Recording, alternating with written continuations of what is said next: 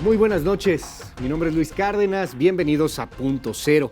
El día de hoy, un tema particular, el tema de Joaquín El Chapo Guzmán. Se lo llevan de el penal del Altiplano hacia un penal de menor seguridad en Ciudad Juárez. El Chapo se va a escapar, ¿por qué se lo llevaron? Y de aquí surgen otras preguntas. ¿Qué está negociando el gobierno mexicano con los Estados Unidos dentro de un tratado de extradición? Pero más importante, ¿qué está negociando en estos momentos en los que usted me está viendo? ¿Qué está negociando el Chapo Guzmán con el gobierno norteamericano? Porque él tiene mucho que decir.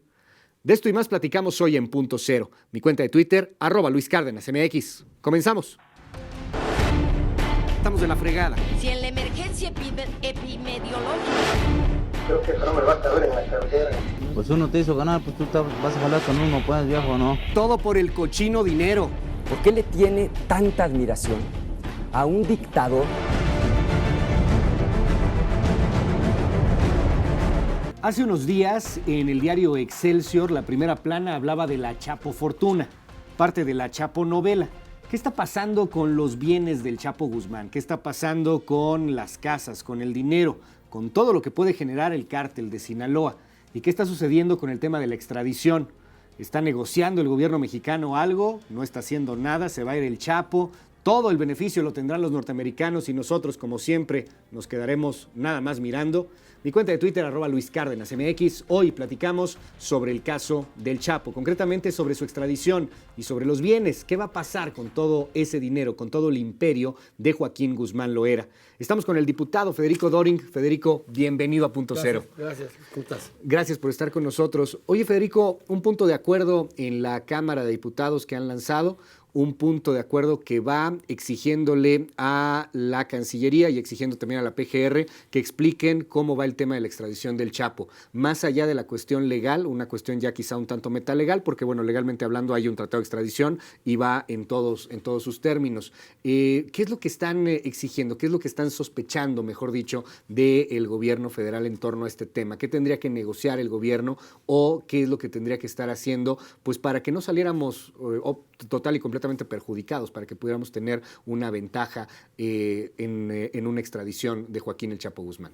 Mira, yo te lo diría así, lo que no queremos es bailar al son del Chapo. Y lo que vemos es que el gobierno federal evidentemente está en la ruta de la negociación de la extradición, más por el temor de una nueva fuga y porque al presidente de la República, que estimamos no le vendría mal electoralmente la nota en el humor social de que el Chapo finalmente va a estar en una cárcel sufriendo, porque los mexicanos suelen pensar que va a sufrir más en Estados Unidos que aquí, aunque aquí vivió en condiciones, como se llama, de apadrino, ¿no? Él está construyendo lo que en inglés llaman el plea bargain, que es su propio acuerdo con la Fiscalía estadounidense o el Departamento de Justicia.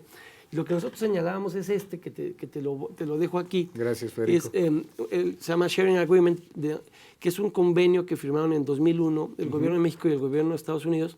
Básicamente lo que dice es, cuando entre los dos gobiernos, por labores de inteligencia o por de aprehensión, hay una extradición, el gobierno tiene, en este caso el gobierno mexicano, extraditando al Chapo, a negociar y garantizar con base en ese documento previo que el 50% de lo que le aseguren quiten se le revuelva al gobierno mexicano. Ejemplo, en la Corte Federal de Brooklyn hay una causa de 14.400 millones de dólares nada más en Brooklyn. Y yo no sé qué causas hay en Miami. ¿El Chapo? Contra el Chapo. 14,000 millones de dólares. 14.400 millones de dólares solo en la Corte Federal de Brooklyn contra el Chapo. A ver, pero te interrumpo aquí un momento, porque uno puede pensar que el Chapo tiene 14,000 millones de dólares a su disposición y sí, de alguna manera los tiene. Pero hay toda una estructura que es el cártel de Sinaloa, o sea, no es la persona en sí misma. En la persona podemos encontrar casas, podemos encontrar automóviles, podemos encontrar a lo mejor algunas cuentas, lo dudo, pero pues dinero en efectivo, cosas por el estilo. Pero toda la estructura del cártel, la financiera, no depende directamente del Chapo, quizá ni siquiera del Mayo. Es una estructura financiera que termina por beneficiar a muchos intermediarios. ¿Cómo entrarle a ese tema de dame los 14,000 millones de dólares? Porque existe esta palabra en inglés de racketeering, de la cual sale la famosa ley RICO.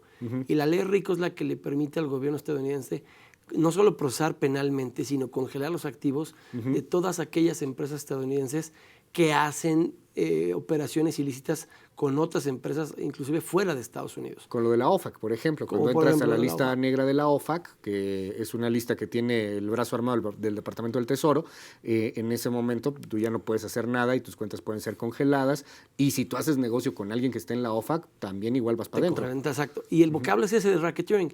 En esa legislación que ellos tienen, que el Senado, en vez de estar haciendo el papel que está haciendo con temas como el 3 de 3 o la Fiscalía, eso es lo que deberíamos estar sacando. Un tramo de legislación como esa, donde Panama Papers o cualquier información, aún fuera del Estado mexicano, que ponga dudas sobre una operación lícita de un particular o de un servidor público, nos lleve a castigar la corrupción, porque a veces yo veo que estamos muy centrados en castigar la corrupción pública, pero a veces para corromper se requieren dos: el privado, llámalo Hinojosa, Giga, como quieras. Los propios Briviesca, pues los Briviesca eran hijastros, pero eran particulares, no eran servidores públicos. Entonces, eso sí tiene Estados Unidos, que es lo que tú bien señalas. Una legislación que le permite ir por el pillo político, pero por el pillo privado. Y en México esas herramientas no las tenemos. Quizá por eso mucho del emporio del Chapo, también con todos los políticos que lo han de haber ayudado y que le han de haber recibido dinero durante tantos años, sí prosperó, pero eso tienen ellos que no. Y si nosotros no lo acreditamos ahorita, antes de la extradición, es muy probable que todo ese dinero se lo quede a Estados Unidos, porque ese convenio no es ley, es un convenio de colaboración. Si no lo protestas antes de la extradición, podrías no poderlo protestar después. En pantalla veíamos hace un momento, a ver si podemos repetir las imágenes, en pantalla veíamos hace un momento parte de algunas de las propiedades del Chapo. Y me llama la atención, mira, por ejemplo, esta casa, ¿no? Algunas de las casas en donde han sido encontrados terratenientes, donde han sido encontrado pues, pistas en torno al Chapo Guzmán. Esta casa, tú me dices, se la pueden quedar los gringos y aquí en México nos quedamos bailando. Sí, con base en la ley RICO, ellos podrían determinar que los recursos, digamos, con el tipo de operaciones con recursos de procedencia ilícita es indebida, la podrían requerir. Y a final de cuentas, si el Estado mexicano no está atento y no hizo lo propio a través de la ley de extinción de dominio, es decir, si nosotros le arrebatamos al Chapo primero, pero yo te diría con base en qué causa penal, ellos podrían meterle a la masa a asegurarle al Chapo. Y después, con base en el convenio, puede ser parte de lo que nos regresen. Esto es bien interesante. Jurídicamente hablando, o sea, yo no creo que encuentres a alguien en el país o en el mundo que te diga que el Chapo no es narco, ¿no? Que te diga que el Chapo no es un criminal. Pero cuando me dices jurídicamente hablando, ¿con qué ley, con qué tipo penal? Pues es que no hay un tipo penal concreto en este punto que pueda culpar al Chapo de tener estas propiedades. Él, legalmente hablando, es un agricultor. Es como se ha presentado, ¿no? Y de hecho, entiendo que ni siquiera el gobierno, hasta donde sé, lo ha procesado por enriquecimiento inexplicable. No. Lo procesan por delitos contra la salud, acción delictuosa, todos los tipos que tienen que ver penales con el narcotráfico. Pero para retirarle a alguien su patrimonio, hay que ir por la ley de extinción de dominio. La unidad de inteligencia financiera a cargo de Bas. A cargo de Bas es quien tendría que hacerlo, es quien tiene que determinar, oye, ¿cómo es posible que la lista de Forbes dice cuánto vale la fortuna del Chapo y Aristóteles en el SAT no sabe cuánto debe tributar el Chapo? Empecemos quizá por el debate de ahí, que Forbes tiene más claro cuáles son los activos del SAT, del Chapo. Perdón. Yo leía hace poco, a raíz de su segunda aprehensión, que se estimaba por la propia revista Forbes que más de 110 empresas del Chapo han tenido contratos públicos o subsidios me quedo con esta idea, retenemos esta idea por un momento, si me permites, Federico. Tengo que hacer un corte comercial. Hacemos un corte y regresamos para hablar de este tema. ¿Por qué Forbes sí sabe cuánta lana tiene el Chapo y Hacienda no? Porque Hacienda sí sabe cuánta lana tiene usted y el Chapo, ¿cuánto pagaría de impuestos el Chapo? Mi cuenta de Twitter, @LuisCárdenasMX. ¿Tienes Twitter, Federico? Sí, F. Dorin Casara. F. Dorin Casara. Casar. F. Dorin Casar. Hacemos un corte, seguimos con más.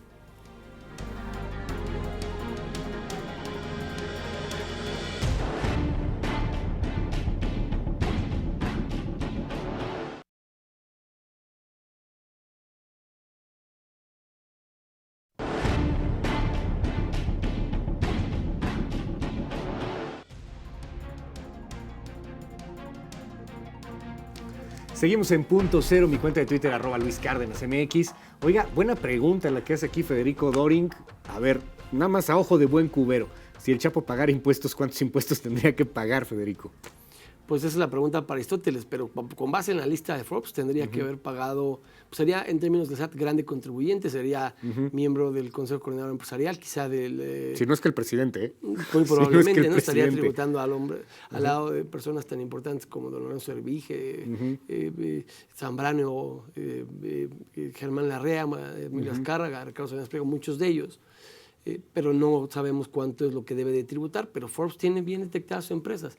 Y así como Forbes sí las tiene, pues las tienen en lo que se llaman partes relacionadas, cuando menos en la corte de Brooklyn. Cuando dices Forbes las tiene bien documentadas, bueno, hablamos de un medio de comunicación, puede estar haciendo su investigación, etcétera, pero preocupa más que el gobierno norteamericano sí tenga bien documentadas esas empresas, y las tiene, porque si tú entras a la lista negra, vuelvo al tema de la OFAC, ahí puedes ver una cantidad impresionante de negocios que están activos, abiertos. La cantina número 1, por ejemplo, se hablaba mucho en torno a el vínculo que tenía con el cártel de Sinaloa, gasolinerías, negocios de autopartes, autolavados. Hay una gama impresionante de negocios del Chapo que si se van sumando, pues tiene que ver con la estructura financiera del cártel de Sinaloa. Pero aquí en México no hacemos nada. O sea, pareciera que ese tema nos viene valiendo un reverendo pepino, y eso nos da mucho coraje, porque podemos ver que capturan al Chapo, pues enhorabuena, también se les fugó, esa es una cosa que habría que criticar. ¿Y cómo le hacemos, Federico, para poder tener esas propiedades, para poder entrarle a donde le duele al narco y a donde también se beneficia un tanto el Estado mexicano? Quitar las propiedades y tener las propiedades. ¿No tenemos leyes que lo puedan hacer? Sí, las tenemos, por supuesto, la ley de delincuencia organizada y la ley de extinción de dominio. Lo que pasa es que no se aplican. Paradójicamente, la Ciudad de México tiene más casos de éxito de extinción de dominio de una ley que data del gobierno anterior que la propia federación. Yo recuerdo cuando la reaprehensión del Chapo, todavía no se había asegurado la casa de la que se fugó en Los Mochis, cuando estuvo ahí a Salto de Mata, y después fue temporalmente resguardado en algún hotel. Pero no tenemos ninguna nota. La última casa importante que yo recuerdo que se haya asegurado fue la del famoso Chen Lillegón, la de Sierra Madre. Sí. Pero porque ahí estaban los 30 y tantos millones de dólares en efectivo. Que es una baba. Que es una baba. Sí, pero ese caso, en esa casa y el laboratorio que tenía al lado del Aeropuerto Internacional de Toluca, que es lo último que yo recuerdo, un aseguramiento importante de un narcotraficante, porque pues cuando la Barbie, con todo y que fue extraditado, no recuerdo que se le haya asegurado ni grandes propiedades, ni lujosas residencias. Ahora que acaban de tener, que tampoco es coincidencia, al rey Midas, que nada más se le atribuyen 300, fíjate la ironía, 300 o 400 millones de dólares nada más de lavado de dinero, pero era uno de los operadores. Pues, es nada. Es nada, es un mundo, nada. Pero para alguien como Joaquín Guzmán es nada.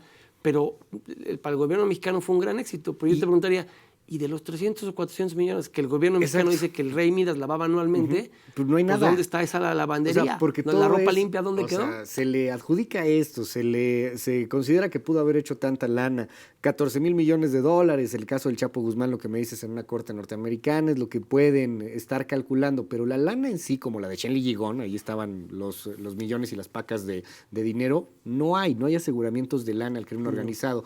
Y vemos cómo presentan alfiles, vemos cómo presentan personas de menor calidad dentro de los cárteles, como los grandes operadores financieros, cuando no pasa absolutamente nada. Pero sí tiene que haber, dijera Krill, hay que respetar sus derechos de autor, sospechosismo de ¿por qué no? Hace años que no vemos que capturen a alguien con pacas de dinero. Y lo que sacan ahí en los despliegues, ¿no? Es las mesas llenas de hasta granadas para generar terror y zozobra en la opinión pública. Y una revista pública, Proceso ahí para que vean que todavía da más miedo. Sí, pero la granada así como, ahí viene el lobo y todos los cuernos de chivo. O sea, te ponen el arsenal, digamos, con el que contaban, pero no te ponen las pacas de dinero, no te ponen los relojes, no te ponen los excesos, la lana, como la llamamos los mexicanos. A ver, todo esto entra no en parte del imaginario, pero pues sí en un asunto fundamental que tiene que ver con el combate a la delincuencia organizada, que es el combate al lavado de dinero. Ahí está la clave para poder desarticular muchas de las bandas. Porque un narco, pues sí, a lo mejor está muy enfermo en la cabeza por las cosas que hace, Evidentemente es un sociópata, pero también se mete a esto porque hay lana. Si no hubiera lana, no entraría. El dinero es la clave, follow the money, es la frase. Salimos a la calle, Federico, y le preguntamos a la gente por qué trasladarían al Chapo Guzmán a un penal de Chihuahua. Este es el imaginario, esto es lo que dice la gente en la calle. ¿Te parece si lo escuchamos y regresamos al tema? Porque va a tener un poco más de seguridad, pero desafortunadamente creo que se va a volver a salir. Por seguridad, para que no, como esta vez que se escapó, me imagino que el tiempo que tuvo ahí, tuvo para pensar cómo escapar de ahí. Yo creo que es por seguridad. Pues la verdad no sé, porque Estados Unidos quiere ya su extradición, ¿no? Pero la realidad pues no sabemos qué es lo que está pasando. Pues había mayor vigilancia, se supone, ¿no? Que eso era lo que habían confirmado, que iba a haber mayor vigilancia en el penal de Chihuahua. Podemos decir que también ha funcionado el discurso del gobierno federal, ¿eh? Dicen, lo trasladan por mayor seguridad y salvo, por ejemplo, esta señora que nos dice, pues es que ya viene la extradición, está muy cerca la extradición, gran parte de las personas compra la idea del gobierno federal, la Comisión Nacional de Seguridad, de que no, pues aquí se les va a fugar, no se vaya a volver a ir para allá. ¿Por qué crees tú que extraditaron al Chapo? ¿Compramos la versión del gobierno federal? A ver, que llevaron al yo Chapo no a la Chihuahua, compro y respeto la opinión de todo el mundo, pero creo que es una mentira. A ver, porque ni siquiera lo trasladan a otro penal de alta seguridad como no, de hecho es menor. Grande. Sí, este es menor, estaba el de Jalisco, que también tiene poroso. Y del que también se fugó. Sí, pero es de alta seguridad, ¿no? Y ahora resulta que a raíz de la suspensión provisional que consiguió el amparo del Chapo ya va a regresar al altiplano. O sea, es un relajo, pero la gente yo creo que sí le concede el beneficio de la duda de que el gobierno va a hacer un mejor esfuerzo para evitar el tercer strike y un ponche. Pues ya está en cuenta de 2 strikes, ¿no? Ya uno más y es out. Pero sería un ridículo enorme. Esa es nuestra tragedia. Y yo creo que por eso los mexicanos estamos más resignados a que se vaya a Estados Unidos para que no se fugue, a pelear por la información y que nuestras autoridades le expriman los activos y la información antes de extraditarlo. Como que me da también con mucha tristeza la sensación de que los mexicanos hemos renunciado, no tú y yo, a la posibilidad de que la justicia mexicana tenga éxito, y ante esa imposibilidad, si como dije alguien, se va a pudrir en la cárcel, pues que se pudra allá para que no se fugue, porque aquí en México no le van a poder quitar nada o no lo van a poder llevar más allá. ¿Qué tanto se iría a pudrir en la cárcel en los Estados Unidos? Porque hay un caso, Ociel Cárdenas, cuando va extraditado hacia Norteamérica, tiene beneficios enormes y era un capo muy poderoso, todo el líder del cártel del Golfo nada más, manejando toda el área del Golfo en el tráfico de drogas, de personas, inclusive entrándole ya al tema de las gasolinas, robo de gasolinas. Ociel Cárdenas fue uno de los grandes capos en este país, se lo llevaron a los Estados Unidos y ¿qué habrá pasado? 10, 15 años y ya puede convertirse en testigo protegido. Nadie sabe concretamente dónde está Ociel Cárdenas. Algo así, no sé, obviamente mucho más mediático es, Joaquín Guzmán lo era, pero algo así parece que es lo que está apostando el Chapo. Comenzaste la conversación diciendo no queremos bailar al son del Chapo, y hay una guerra, al menos yo lo veo así, una carrera entre la defensa del Chapo y los norteamericanos, ambos, y los mexicanos, perdón, el Estado mexicano, ambos quieren que el Chapo sea extraditado. ¿Te parece si hablamos sobre este asunto? Claro. Como probablemente sí estamos ya desde hace un rato bailando al son de Joaquín el Chapo Guzmán. Mi cuenta de Twitter, @LuisCárdenasMX. Seguimos con más.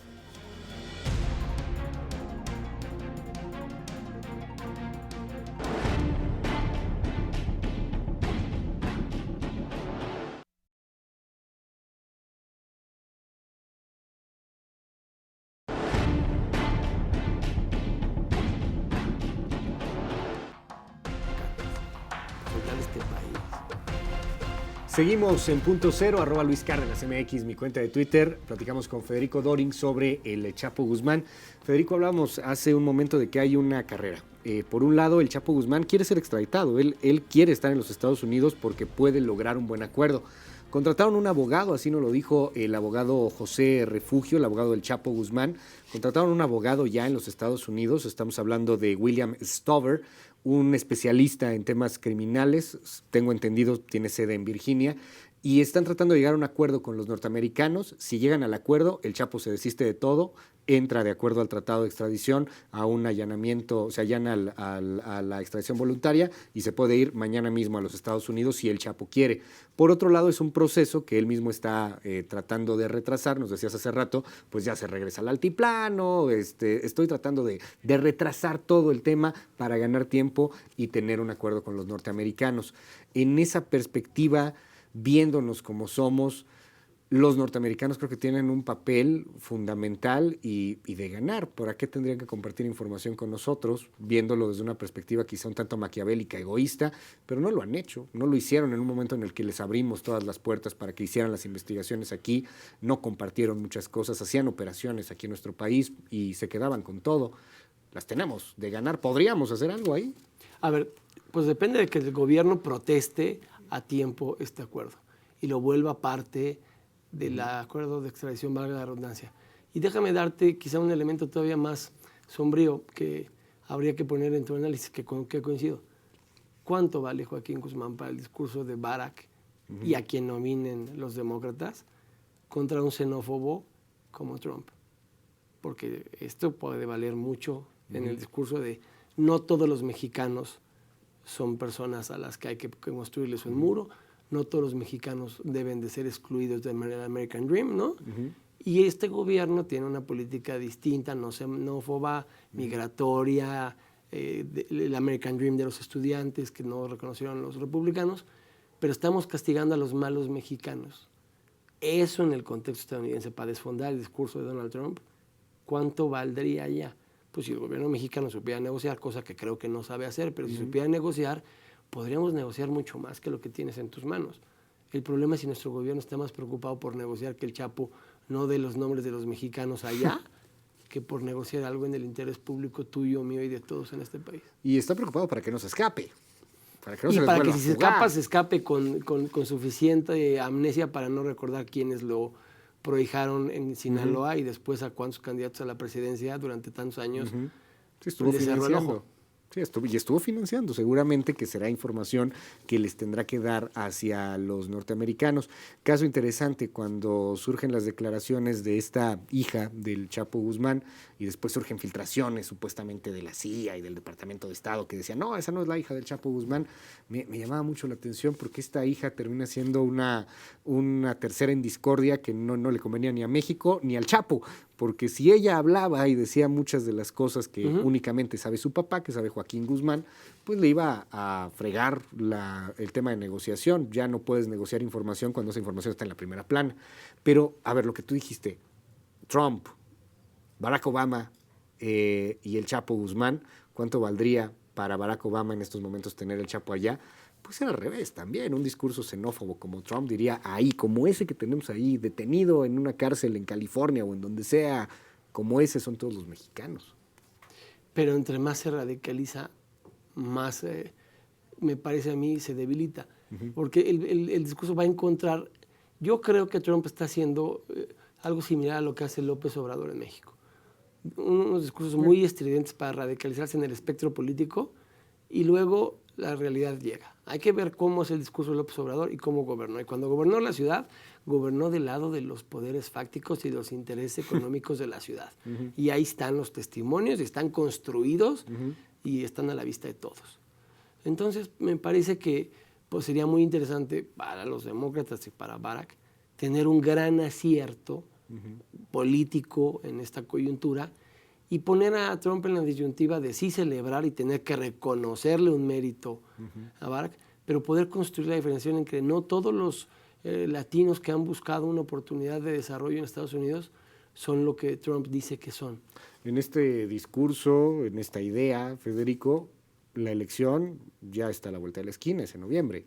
Y el proceso de extradición... Y las de aquí también hay a quien necesita mucho oxígeno en este país. Pero hasta 2018, bueno, las estatales serán ya en junio, pero la elección presidencial, la grande norteamericana, pues ya es en noviembre. No creo que vaya a terminar el proceso de extradición legal antes de noviembre. Coincido contigo, creo que se está complicando. pero no por falta de ganas ni de uno o de otro, sino porque... No, pues el Chapo está metiendo sus recursos jurídicos. Sí, digámoslo a la luz de lo que hemos conversado, no le han llegado al precio de la negociación al Chapo para que estampe su firma en un acuerdo de extradición. Pero yo no puedo ver todo esto y quedarme nada más pasmado, y por eso el Congreso de la Unión a través de la permanente reaccionó, porque pues podemos hacer una gran tertulia de esto y la gran pregunta es, ¿qué está haciendo Claudia Ruiz Massieu? ¿Qué está haciendo Arely Gómez? ¿Qué está haciendo el Estado mexicano para negociar una extradición decorosa, no para Joaquín Guzmán, no para Barack Obama, sino para los mexicanos? ¿Qué está haciendo? Y ya se lo preguntarán, ¿van a ir? Pues tienen que ir ante la Comisión Bicameral de Seguridad Nacional. Creo que es una buena medida porque ahí se tiene un resguardo del sigilo, de lo que se dice, a que se pueda hablar de información sin que lleguen con el plurito de que es información restringida ante comisiones ordinarias del Congreso, que lo hagan ahí. Ahí tenemos nosotros, por ejemplo, los diputados federales, el diputado Jorge Ramos, que es presidente de la Comisión de Seguridad Pública y que pues, es una persona en la que confiamos ampliamente para hacer los cuestionamientos. Y yo lo que básicamente estoy buscando es que no se vaya de a gratis y que no se vaya con un acuerdo entre él y Estados Unidos, que me parece, no hay un átomo de mi cuerpo que me diga no es lo que él está intentando hacer. Y yo creo que mi gobierno, aunque no vote por él, haga algo por mí. Bueno, pues ahí está el tema. Ahí está el tema, Federico Dorin, que estaremos analizándolo. Muchísimas gracias por estar con nosotros en Punto Cero. Estamos en contacto. Gracias. Mi cuenta de Twitter, @LuisCárdenasMX. Pásela muy bien, descanse, buenas noches. Le recuerdo, nos escuchamos todos los días de lunes a viernes a partir de las 6 de la mañana en Noticias MBS. Bye bye.